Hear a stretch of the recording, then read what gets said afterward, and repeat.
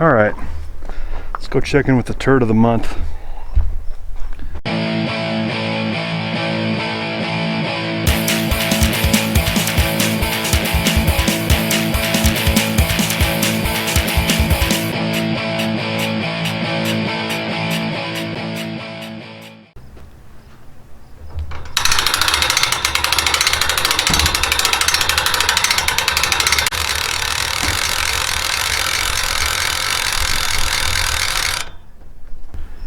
One other thing before we get into this, if you can see in there, I got a tank sitting in here for my injector. It's a 70-gallon tank. I've only been filling it 20 gallons because we're on a wooden floor here, and I really don't want to fall the 7 feet down to the bottom of this pit. So I put about 20 gallons at a time in there, and then I put citric acid powder in there. Basically about a third of a cup of citric acid to 20 gallons gets me down where I need to be. Soil pH is really high here. It was 8.1 last year at the end of the season. Talking to Andy Corbins, listening to his presentation, he has the same situation I do, so he uses that citric acid in his water to lower the pH, just to give the plants a little something acidic. And my water's been 7.75. It kind of varies between 7.6 and 7.75. So I run my water down to 3.1 to 3.2, and then I mix it in, inject it at a 5% rate, and it gets it down to about a 6.2, 6.3, which is fantastic. It's exactly what I need it to be. My injector's been holding up to that acidic water. I was a little worried about that at first, but seems to be doing all right. Time for a patch update. For this update, I will be smoking the Charter Oak, Connecticut. It's a old go-to. I'm gonna lead this off by saying this has been the worst start. I think the worst start I've ever had. 2018, I didn't realize how bad a start I was having until later, but this year I realized it right away. I have one plant that's doing, it's one of those years. It's a polarized year, I should say, I guess. One plant is one of the best plants I've ever had this time of year. All the others are way behind. Total crap. And if you want to know why they're behind, then you can go back and look at the last patch update video, and that'll kind of explain it. Let's talk this new patch. These plants they're 9 weeks old now. 9 weeks. And that is all the better they are. This is the 808 grubs.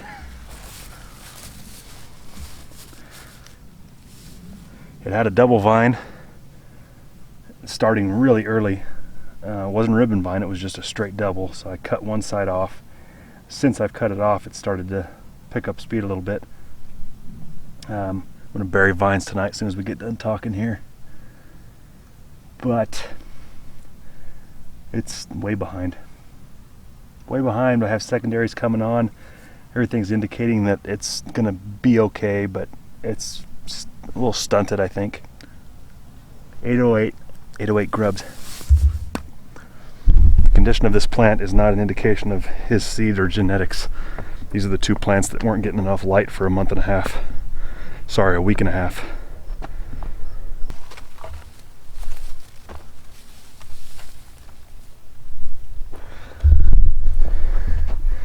This is my 1049, and same deal.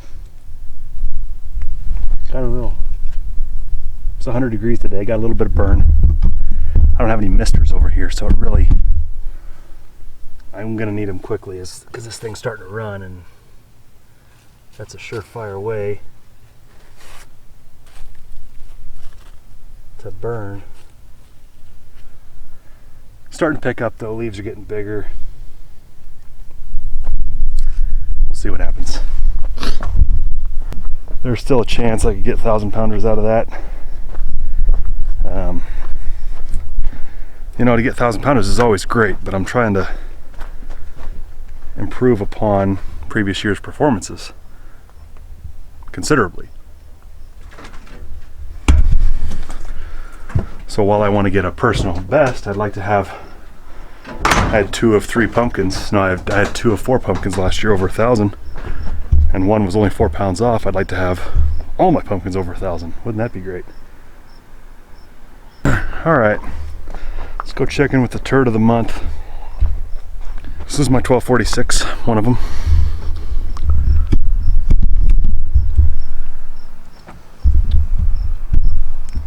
Yeah, 1246. This thing's been in the ground for 3 weeks, maybe 4. Too long to look like this. It was having real bad time with the heat. I put it in the patch late, and it hasn't been able to recover from the heat, but it finally got to the point where it won't wilt real bad during the day. 100 degrees today, came home at lunch, wasn't wilting very bad. That's good. That means it's gotten a root system big enough to supplement it without having to be watered 10 times a day. Okay, this plant started off doing the same thing as that one we just looked at. Real slow, kind of crappy. And all of a sudden in the last 3 days,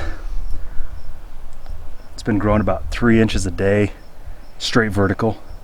I just now recently got it leaning over here.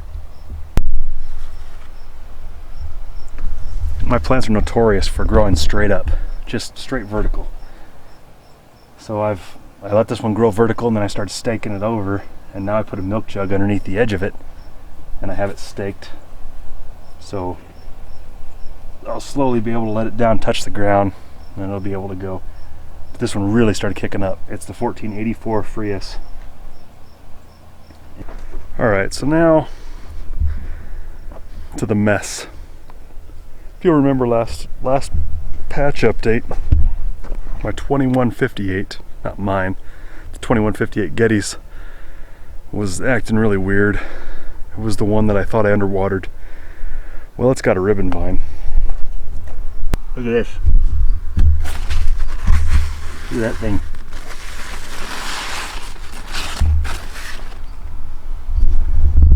I didn't try to guide it over, I just let it do whatever it was going to do because I knew I wasn't going to keep it. And it found its way to the ground fine without breaking or bending, of course.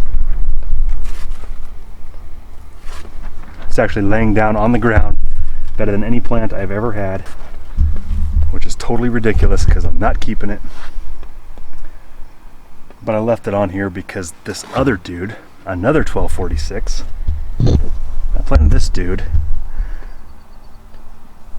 about the same time I planted the last 1246 we just looked at, the real tiny one. And it's just been night and day. I think it's because I have this plastic over it still. It doesn't get real hot during the week and during the evening, during the afternoon sun, I should say. The stump is real flat. It kind of kinked over as it laid over. So that's why I've been keeping this one on. Not that it's gonna do anything, but now this dude's really hitting, and he's about 5 feet long. I need to bury some vines tonight. Secondaries are starting to come on, so it might end up being a decent plant. Leaves are big. Everything here tells me it's not overwatered. It's pretty good.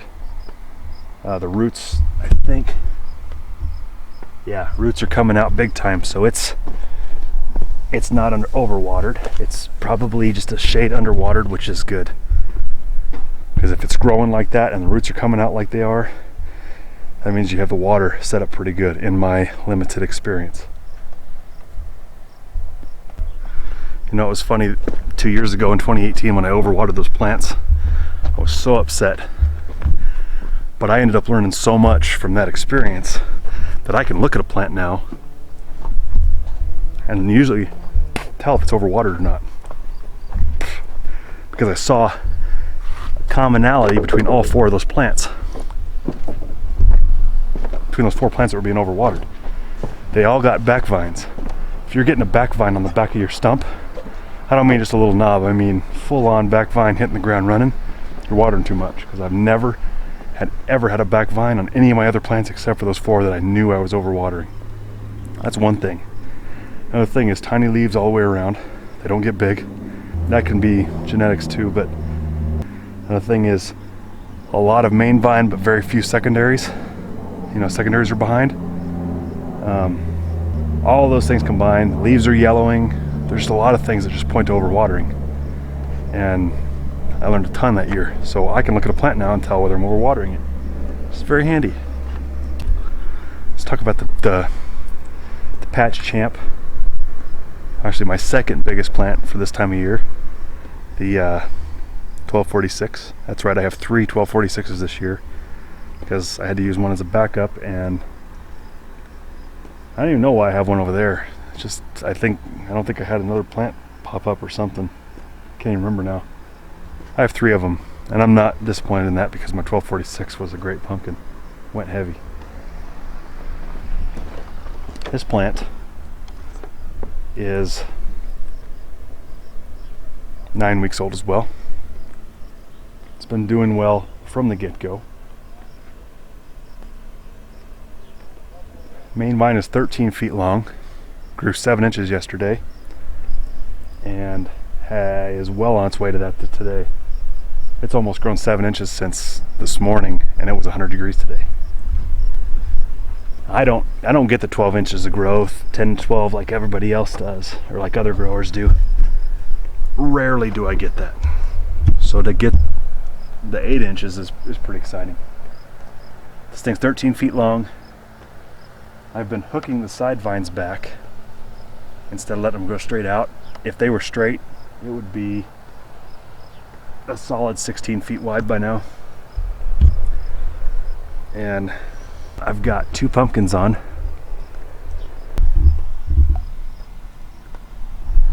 I got that dude there, he's at 10 foot. And I got this one here, be close to 13.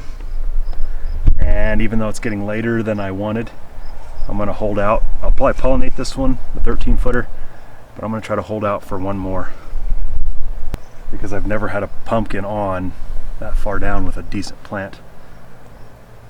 One thing about this plant that is different from any of my other plants is it's very low.